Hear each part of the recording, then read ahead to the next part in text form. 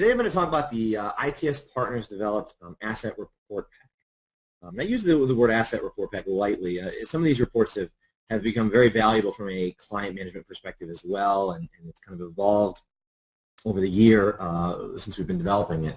But some of these are going to be asset specific, some client specific, but some generally valuable ones across the board. We'll get into that in more detail. To introduce myself, my name is Orland Dami. I'm a Senior IT Asset Management Consultant at ITS Partners. And thank you for attending. To give you a quick overview of what I'm going to talk about, we'll briefly have our ITS Partners introduction page. Then I'm going to talk about the goals and features, really what we're trying to accomplish in terms of a team overview, putting this product out. And then we're going to review specifically what some of the components of it are in terms of its overview of its capabilities. We're going to go into a direct demonstration in my current virtual environment on my laptop, and then some final closing remarks. So to start out, talking about ITS Partners, we're a Symantec National Partner, as well as a Symantec Platinum Partner, as well as a 2-time Symantec Partner of the Year. Our company is based out of Grand Rapids, Michigan, but we have engineers virtually all over the country from coast to coast. I myself are based out of Chicago, Illinois. And we're an engineer-centric organization, meaning that our people from the bottom to the top all have an engineering background to a certain extent, which keeps us on a technical side and applying the product to any environment. And our primary focus is Altiris. We're also getting into the security realm as well. For more information on that, I encourage you to check out our website, itsdelivers.com. So looking at the primary goals and features, we began with a few really common questions, some that we've answered frequently for customers, and others that we haven't really had a good solution to. Let's take a look at what a few of those are. For example, who edited that asset? So who went in and changed a location value or any resource association value? This has been a very common thing. Now, I'm not talking about who changed the serial number field. That's a consideration for a future report. But right now, we offer the capability of tracking any and all changes to the resource association table, meaning any relationships. So the location, the department, the cost center, the primary user, and so on. And then what is missing? So this is when I say what is missing, I'm talking about missing key fields, manufacturer, model, serial number, so on and so forth. And what we're going to do is produce a report to show the count of these missing fields, drill down into that, and then give you the ability to manually edit those on the fly, or maybe it's a signal that you need to go and check your automation, your connector rules that are bringing over assets to see where there may be gaps. Who is consuming the licenses? So the asset team, a few members of the asset team, including myself, attended a software asset management summit meeting. One of the big takeaways from that is looking not just from an enterprise level who's consuming your license for compliance, but from a geographical point of view. So a big report we have in here is looking at licensing from a geographical location. Are my assets covered? So, we have the lease and warranty capabilities of the console, but what we've done is essentially create a list of assets by all warranty contracts. So you may have a warranty contract covering the computer itself, covering 24/7 support or hardware support and so on. So we're listing all of those by the asset for more specific investigation. And then what's out there? So you have an asset search report that sort of bridges the gap between the search report that you may have used in the 6X world into the 7.0 world. And it's been designed with all of the original fields and a few more. We encourage customization with it. And also, when I say easily customized reports, I mean using these search fields, we're able to rebuild a report and then print that out, save it as an XML easily. And a lot of these, again, I've said, are questions we've heard. They're similar to things we've encountered in the field, and then essentially in the last year we've taken these ideas and questions and issues and rewritten them in our own environments, in our own time, outside of customer engagements to rebuild this pack and to basically re-release it out to the general public. So looking at the report pack overview, we want to just talk about some specific product features before we look at it. We did include a custom dashboard. This is an out-of-glance summary. It primarily focuses on looking at duplicate fields, duplicate assets, missing fields, and then the asset search report is built in as there is a web part as well. Very simple installer. Working on getting that package into an executable. Right now we've got a simple bat script that essentially uses the import-export utility in the Symantec product suite that brings over the XML files automatically, dumps into the console, and you're good to go. And again, keep in mind we're leveraging the Symantec product out of the box. So we're not modifying core config files. We're not touching code within the console. We're not rebuilding new data tables. We're not modifying the database schema whatsoever. We're generating reports in raw SQL that using the product itself. So we're not looking at issues that may come up in an upgrade or downgrade. It's all just built on what's original, so it can plug and play into virtually any environment that we can think of. So looking at the audit reports, again, we're looking at audit history reports, seeing what the association history is. Missing fields, again, manufacturer, model, and serial number. A very recent one we put together is a console settings audit report. So working in asset management in particular, we're doing a lot of work on connector rules, data sources, data classes, resource associations, and so on. And what we have is basically a report that looks at the settings console object in the menu, and we're looking at who's done changes in the audit table the whole way down in that settings tree. Then we look at resource merging. Just to give an example, these are reports that live in the console now but are written for the 6X environment, simply rewritten in a very simplistic way for manual remediation and simply viewing what the duplicates are. So we have asset name, barcode, serial number, system number, and a few others. Finally, this asset search report, there's about 10 fields, including manufacturer, model, serial number, location, department status, and so on, that allow you to enter in the value that you're searching for and essentially produce this report to print out, email, and so on. And keep in mind, virtually all of these reports, including the search report, are scoped. If you have regionally based security roles where you have a North America, South America, or Grand Rapids versus Atlanta security configuration, for nearly all these reports, you will only see and manage what you can see. In this asset search report in particular, we encourage cloning and adding custom fields to this. There's some pretty minor comments within the raw SQL itself saying, add this here or you can modify this there. A few other reports. We have some missing resource-specific picker reports. For example, all furniture, all network devices, I believe, is another one. We'll look at those briefly. They're not reinventing the wheel or anything. The reason that they exist is to encourage future end-user customization. So right now, if you look at your furniture, you're probably referencing the general asset report. And it's scoping that just down to the furniture. By providing these reports, we make it a little bit easier that if you have a custom data class specific to furniture, you now have that specific report. You can go in, make those new associations, and save yourself a little time.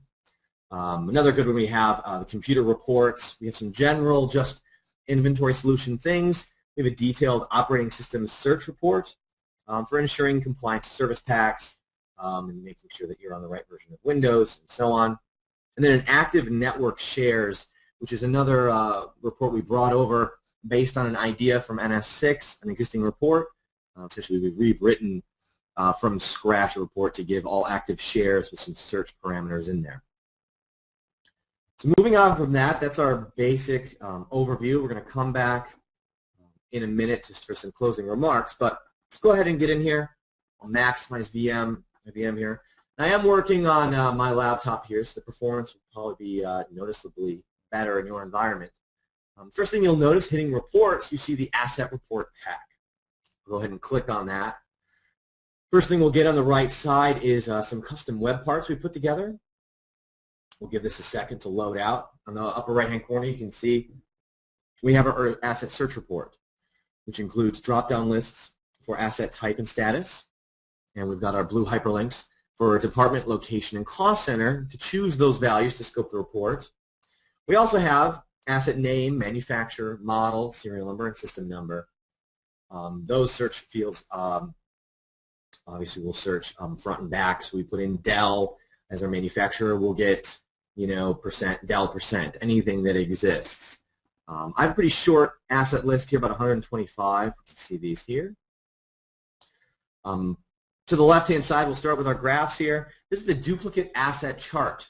There's no numbers attached to this, but it lets us see where we've got a primary issue. We can see that the system number pie chart here is larger than the rest, so we've got more duplicate assets based on system number than anything else, followed second by serial number and then the asset name itself.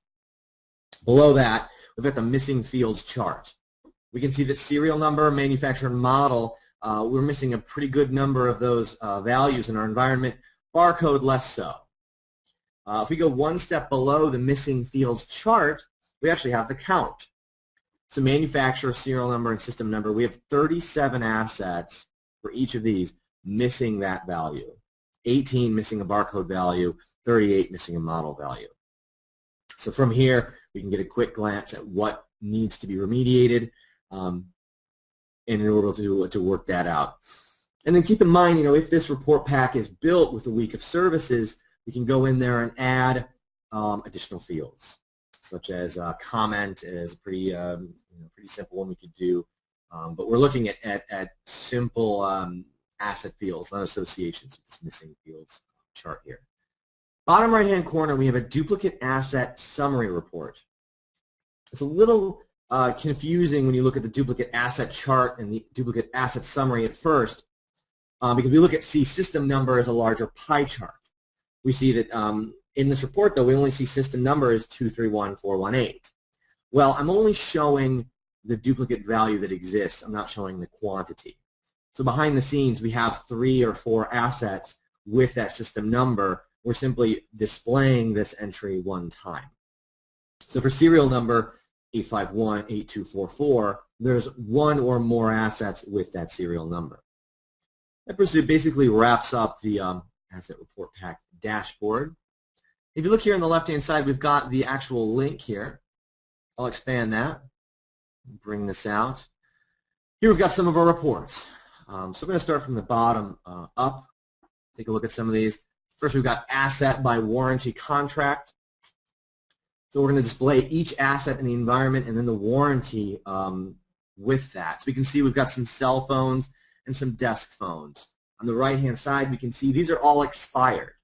So we've written logic into this report to say that it's still covered in the days that we have left, or in this case, they're all expired and by a significant amount, about 3 years back. This data has just been used, generated with the semantic data population tool, so some of these end dates are a little dated here, but this then is giving us a red flag that these are expired. And because this report is written in simple SQL, we can take this report, package it into an automation policy, and deliver this to your manager whenever we need to. If we want to get into more information, we can go to the same report with some detailed search fields. We've got types and statuses of the assets. So maybe if we only want to see things that are active and not covered. If we want to look at a specific asset name, a specific manufacturer, and so on, entering these search fields and hitting refresh, we can then narrow it down, print this off, and so on. The asset search report, I'll look at this briefly. We've already covered this. Real quick, let's go ahead and put some fields in here. What do we got? We've got some Dell manufactured things here. I'll enter Dell, hit refresh. It'll rebuild the report, rerun the query. We'll probably pull back a few laptops here. And let's see, we've got some in stock, some that are active. Let's take a look at just everything that's in stock. That's a Dell. In case we're doing another purchase order on Dell, we need to know how many we have. Go ahead and refresh this. And we've got our 4 computers that are Dell value that are currently in stock. Very similar report to that. This is the assets by type, status, department, cost center, location. This is essentially the asset search report without the fields. So this has the associations, department, location, cost center, and the drop-down fields. Those 5 are probably the hardest parameters to write into the report. So this is kind of here as a sample SQL report for building additional custom reports. Moving on from there, we've got locations by subnet and associated assets. So what we've done here is we've got a location value, such as Atlanta on the left-hand side, and then we look at any asset related to Atlanta that we've set to that, and we've pulled the subnet from that asset. So for certain customers, we've gotten it specific enough that we know when we see a 10.20 that that is, you know, the Linden, Utah, or the Las Vegas area. Looking at this report, we can quickly get a glance and kind of get a red flag that we've got assets or a subnet that may be in the wrong place. And then we can go ahead and remediate that from there. This is one that's based off of existing objects in the console, the services. But there aren't a lot of reports that we've found valuable that pull back information. So we've created a computer by the service it's providing and the system it's related to. We've got a software report. This is kind of a general inventory management report here. Essentially what we've done is we put in a software name and we put in a most recent version. Let me go ahead and move this back.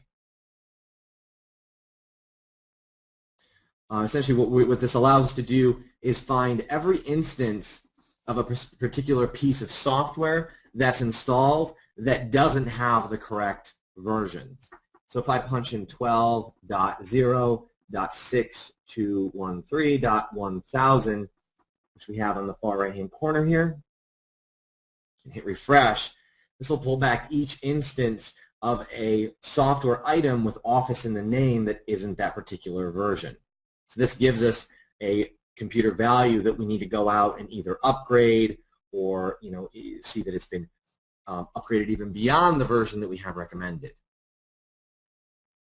Software licensing, we've got a pretty basic one here. Product install count for all non-zero. So essentially this is just the existing report rewritten, ignoring anything that has a value of 0. This software licensing, when we talked about what we learned from the Software Summit, looking at your licensing from a geographical point of view. So you may be, from an enterprise level, Microsoft compliant, but your Atlanta area may be under compliance, and your Grand Rapids, Michigan area may be consuming twice as many licenses as it should. This allows you to go in and look at, let's look for a good example here, Camtasia Video 7. We can see that we've got about 12 purchased from the Atlanta area. We actually have 1 installed in Las Vegas and 1 installed in Munich area as well. And then down here in the bottom, we can see this Java value in the Grand Rapids office and then the full hierarchy.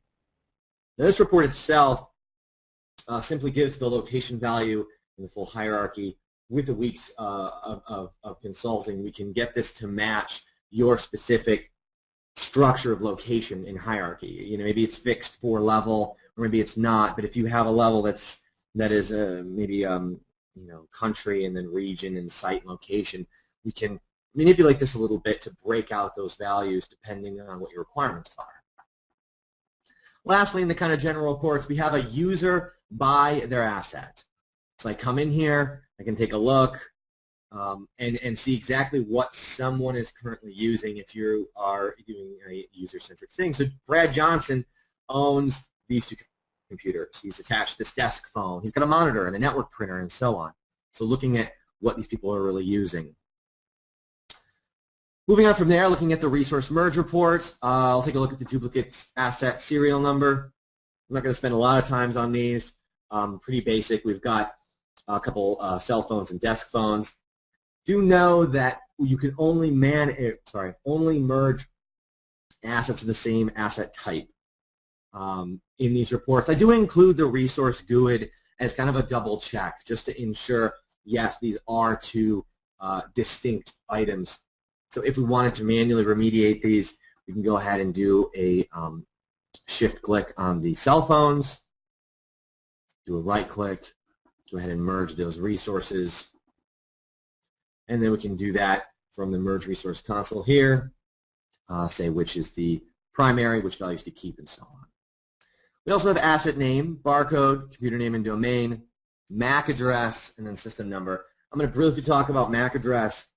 I've tried to write this to only pull back physical MAC addresses in many cases, but in some of my early testing with customers, this has been something that has been a common kind of thing. We see some success if you do have a firewall that's attached to an antivirus, kind of a virtual network adapter. That can show up here as a duplicate, so I just want to stress to be very careful with this report. I primarily like to think of this as an informational, not something you want to go and remediate in, but that's be more in detail when given as a product. Here's those picker reports I was talking about. So furniture and fixtures, network printers, scanners, services and systems. I don't even have any of these in my environment right now. They're all the same values, name, barcode, manufacturer, and serial number, but they're here and built quickly to give, save some time to go in if you did want to make something custom, throw those values in. All network printer, this is one that's more specific. We have whether or not it's color, the max resolution, the speed, and so on. We also have the all services and all systems. Again, these kind of fill in some basic gaps, but are here more as a building block for you to use if you customize your peripheral devices specifically and need a specific report for that. Moving on from that, briefly, I've got some computer reports here. This is the share report we were talking about earlier. This is essentially all active shares. We allow you to search on computer name, and share path. The operating system detailed search report. We can put in the OS name, the type, the version, and we've got the counts here. So my most prevalent, it looks like, is Windows 7 Enterprise. We've got it listed about 4 times, though. We've got Enterprise, we've got a tablet edition, one's the service pack, one's not. This gives you a quick at-a-glance summary of count of what's out there and what maybe need to be remediated. I'm going to skip the rest of these reports. I'm going to get into the auditing reports. Easiest one, quick one I'm going to start with. This report is meant to be ran in SQL Management Studio or export this as a CSV. For anyone out there who's been building reports with resource associations, it's important to define when making a join to the resource association table what the association GUID is. So what I've done is I've essentially just returned the string value, for example, cost center, and its GUID value on the right-hand side. So you can take that GUID value, punch it into the report, and you can avoid duplicates. This is really just something as kind of a help for any SQL-heavy users who are looking at getting into that. Now the console settings audit report is a pretty interesting one. Essentially what I've done here is we've got a date range, and we've got an asset name.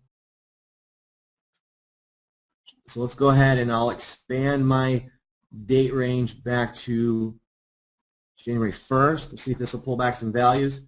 We're looking to see, oh, that's a misnomer. That shouldn't be asset name. Actually, it should be user. But this will look for any changes that have been made to the settings folder. So we can see back here I did some changes to the Windows Assessment Scan. I've generated this asset report pack web parts. I modified the duplicate asset chart. I also modified the deployment automation folder for Windows x64. So you can see originally this was designed as an asset report to look at what the changes are to data classes and associations, but it's kind of an all-reaching report. I can go back from a specific date range and keep an eye on a specific user and see what the changes have been made and when to go ahead and do any kind of damage control if something's been incorrectly modified. Next thing I've got is the Asset Missing Field Count Summary Report. This should look pretty familiar. We saw this in the portal page. What we couldn't see from there is if we go ahead and if we double-click on Manufacturer, we drill down into the report showing the computer with those missing fields. So in this case, all of these fields are going to have a missing manufacturer. We can see a common theme. We've got some assets with missing manufacturer model and so on. So these are all things that we'll need to go through and remediate. We can do a simple right-click on this, then go ahead and hit Edit when that comes up. Go ahead and go in those fields and edit this. And this report in particular is configured to be resource scoped as well. Next thing, let's look at Asset History Report for all resource associations. Now, what we've done with this report is we take a look at the resource association table. We look at only what active resource association type GUIDs are being used. So asset status is being used, and cost center, location, and so on. Only ones that are being used. We also have some custom ones here. Dual boot system is a custom association, so we'll pick that up. What we can do then, we go ahead and right-click on location. Let's drill that history report. From there, we look at a general resource association report, but we're passing in the GUID for location and generating the report showing where the changes have been made. I'm probably going to have to go back a significant amount of months to pull back any data here. As you can see, it defaults to whatever today's date is and then one behind. Here we go. We've got some user-created changes here. So we can see that the username is mcp/admin. We can see the user computer that made the change, and it looks like the Dell Latitude laptop, Workstation 2 Alt, and Test were all changed to the Mountain View location, and the Clue 002 server was changed to the Grand Rapids office on the February 14th. So this gives you an idea of what you can pull back. Any active association, any date range, any user change, we've got that. We can pull that information over. We want to look at location is a pretty common one for any environment where we're using location for security, so I do have some specific location-related ones.